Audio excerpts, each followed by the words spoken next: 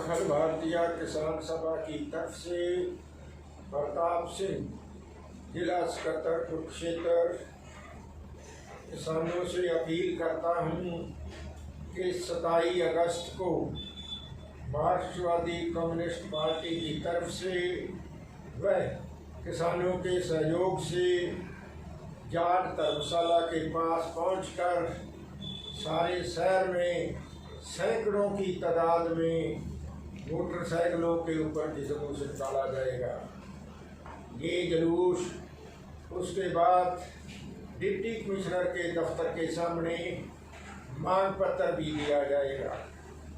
जैसा कि कईयों को पता होगा कि किसान सभा ने 9 अगस्त को सारे हिंदुस्तान में जेल भरो आंदोलन चलाया था, जिसमें के 150 से ज़्यादा किसान संगठनों को एकत्रित करके किसान कोऑर्डिनेशन संघर्ष समिति के आह्वान पर किसान सभा की अगुवाई में हिंदुस्तान में जेल भरो आंदोलन चलाया था।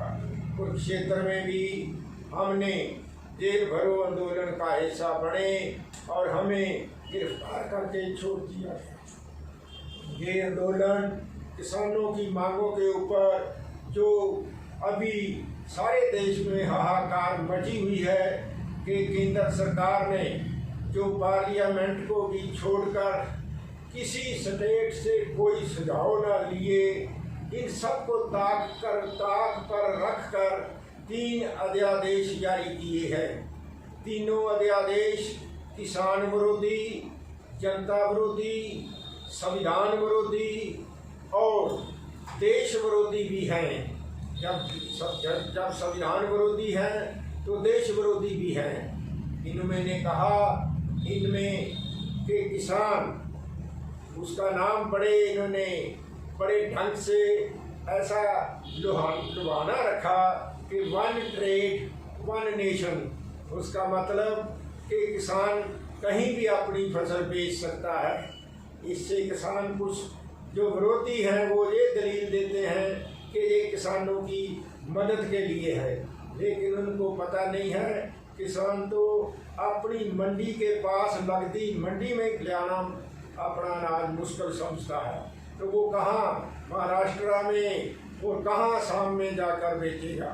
ये पूंजीपतियों के हक का कानून है, उसका नाम भी इन्होंने रख लिया है produce commerce and trade act के कोई भी पूंजीपति कितना भी ये खरीद कर ले उसकी हदबंदी तोड़ दी है। जैसे पहले कानून था 1955 का कि कोई भी खरीदार उसकी हद होती थी, इससे ज़्यादा वो अनाज नहीं खरीद सकेगा। अब वो हदबंदी तोड़ दी है, इसलिए लाखों टन सरकार जो है खरीद कर सकती है, व्यापारी खरीद कर सकता है और उसके साथ ही वो खरीद जो करेगा वो स्टोर करके महंगा देगा। सरकारी खरीद हो बंद कर दी जाएगी। इसके साथ ही मिनिमम सपोर्ट प्राइस भी नहीं दी जाएगी। अगर इसमें कोई किसान के खिलाफ कोई कपड़ा किया व्यापारी ने तो किसान को कोई अधिकार नहीं है कि वो अदालत में अपना केस ले जा सके।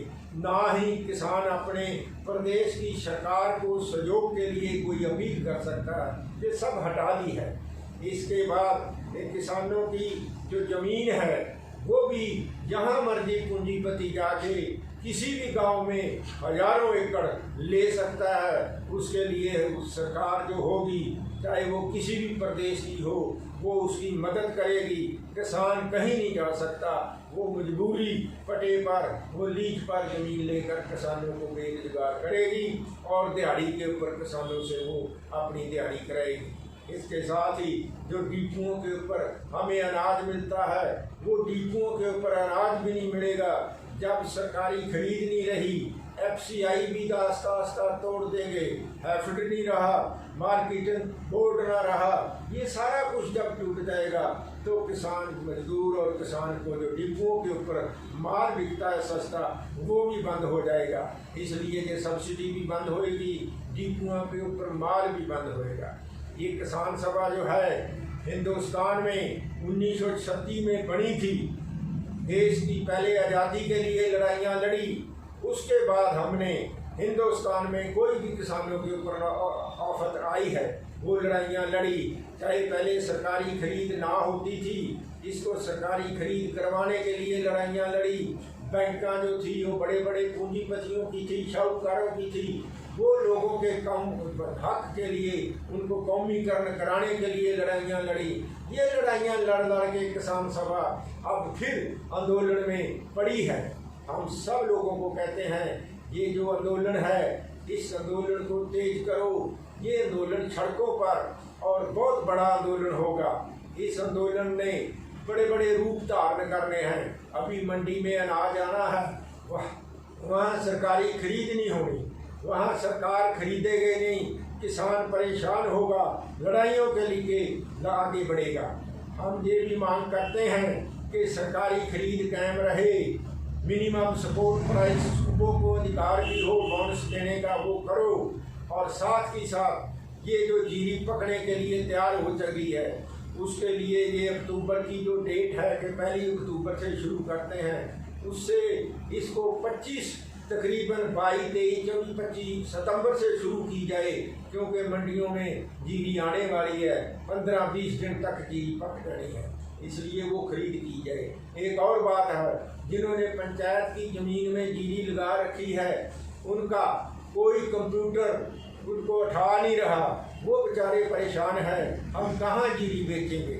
इसलिए ये किसानों की जो मांगे हैं उनके ऊपर लड़ना पड़ेगा। जैसे हिंदुस्तान को आज़ाद कराने के लिए हमारे बुजुर्ग लड़े थे, उनमें भगत सिंह भी है, सुभाष चंद्र बोस, चंद्रशेखर, सैकड़ों लोग लड़े थे और मरे थे, गदरी बाबे मरे थे। आज फिर वही लड़ाई है। देश की आज़ादी को बचाने की लड़ाई है, देश के संविधान को बचाने की लड़ाई है, देश की अर्थव्यवस्था को बचाने की लड़ाई है, देश में भाईचारा टूट रहा है उसको बनाने की, उसको प्यार से रहने की, अमन की लड़ाई है। इन्होंने हिंदुस्तान में और भी ऐसे ऐसे कदम उठाए हैं इस कोरोना के नाम के ऊपर। पहले तो ये कोरोना हिंदुस्तान में रुक सकता था, लापरवाही से इन्होंने सरकारी अस्पताल नहीं बनाए, इन्होंने पहले ध्यान नहीं दिया। अंधविश्वास के तौर पर कभी थालियां बजा दी, कभी दीवे जगा दिए, कभी राम मंदिर का नाम लेके कह दिया जिस दिन शिलान्यास राम मंदिर का होगा कोरोना भाग जाएगा। किसी ने हनुमान 40 का पाठ का निर्वेरवा देकर कहा कि ये कोरोना भाग जाएगा। ये अंधविश्वास में किसी को गोबर गाय का खाने के लिए, किसी को गाय का मूत्र पीने से, ऐसे लोगों में वहम पा रहे हैं। लोगों का जो मानसिक अवस्था है वो साइंस और साइंटिफिक सोच से, रैशनल सोच से हटाकर अंधविश्वास की तरफ इन्होंने कोरोना में और ज़्यादा किया। ये पहले ही करते थे, इस टाइम में इन्होंने और ज़्यादा किया। इसको हम कहते हैं कि जो कोरोना है ये महामारी है, ये आफत है, लेकिन बीजेपी और मोदी जी कहते हैं ये एक अवसर है, ये एक मौका है। उसको क्या मतलब कि इस मौके को बड़े बड़े पूंजियों को छोटा दी जा रही है। इस मौके में इन्होंने अबानी अदानी का 2.5 लाख करोड़ रुपया माफ किया है। मोदी सरकार ने इस मौके में हमारी रेलवे बेच दी, हमारा कोड़ा बेच दिया, हमारे बैंक कुछ तो मर्ज कर दिए, कुछ पूंजीपतियों को बेच दिए, हमारी जो बड़ी बड़ी सरकारी अस्पताल हैं, हमारी यूनिवर्सिटियां हैं वो बेच दी। हमारा सारा देश कोरोना की वजह से बेचा जा रहा है, क्योंकि लोगों को डराया जा रहा है कि कोरोना में ज़्यादा लोग इकट्ठे नहीं होंगे, इसलिए ये उसको अवसर कहते हैं, हम उसको महामारी कहते हैं। इन्होंने एक और भी ड्रामा किया कि प्रधानमंत्री कोष जो राहत कोष बनाया वो एक बनौटी थोड़े दिनों में उसका गठन करके उसमें लाखों करोड़ रुपया लोगों ने दे दिया है। हम कहते हैं उसका हिसाब दो, उसका हिसाब स्टेटों को दो, राज्य को उसको हिस्सा दो, लेकिन हम कहते हैं उसका नाम बदल कर आपदा कोष रखो, राष्ट्रीय आपदा कोष, जिसमें सारा देश का पैसा जाता है, उसका पुनर् लागू करो और वहाँ से सूबों को जो पैसे बनते हैं उनको दो। लेकिन ये उधर वर्क नहीं जा रहे। इसके लिए हम 27 अगस्त को वामपंथी लोग, कम्युनिस्ट पार्टी मार्क्सवादी जुलूस निकालेगी, किसान सभा उस जुलूस में हिस्सा लेगी और ये जुलूस बाजार से होता हुआ डिप्टी कमिश्नर के पास आएगा। हम निवेदन करते हैं, आओ इस देश को बचाओ।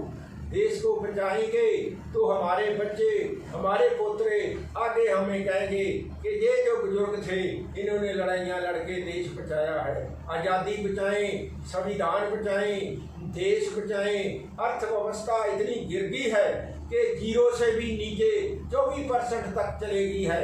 यहाँ बेरोजगारी इतनी हो गई है कि 15 करोड़ लोग बेरोजगार हो गए हैं। उनमें ऐसे भी 30-40% ऐसे लोग हैं जो आधी तनख्वाह के ऊपर आके फिर फैक्ट्रियों में या दफ्तरों में काम कर रहे हैं। ये कर्मचारियों की तनख्वाहें काट रहे हैं, उनका महंगाई भत्ता काट रहे हैं, उनके कई और ग्रेड काटे जा रहे हैं। तो ये देश में, ये देश हमारा आज दुनिया में पहले नंबर के ऊपर चला गया मौतों के हिसाब से।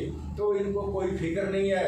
ये कोरोना को एक अपना हथियार बना रहे हैं कि जनता को जितना लूटा जाए इस मौके पर लूटा जाए।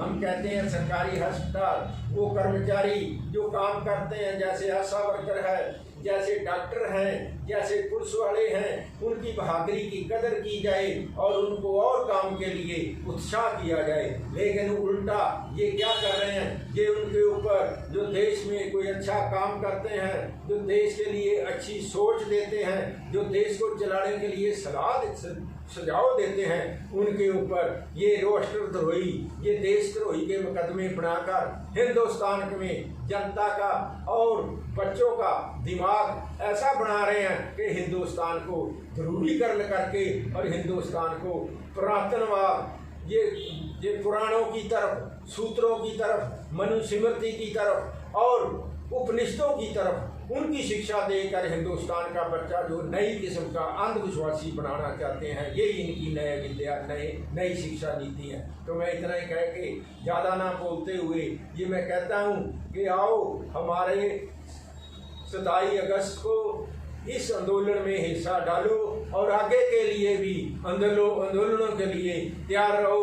हम ये दफा तालियां तोड़ेंगे, हम हिंदुस्तान में जनता को साथ लेके अगुवाई करेंगे। इन्हीं के साथ हमारा नारा है, देश बचाओ, खेत बचाओ, मंडी बचाओ, आड़ती बचाओ और नौजवान बचाओ। इन्हीं शब्दों के साथ आपको प्रेरणा हम देते हैं, आपसे उत्साह लेते हैं कि तगड़े होकर इस आंदोलन को और आगे आंदोलनों के लिए तैयार रहो।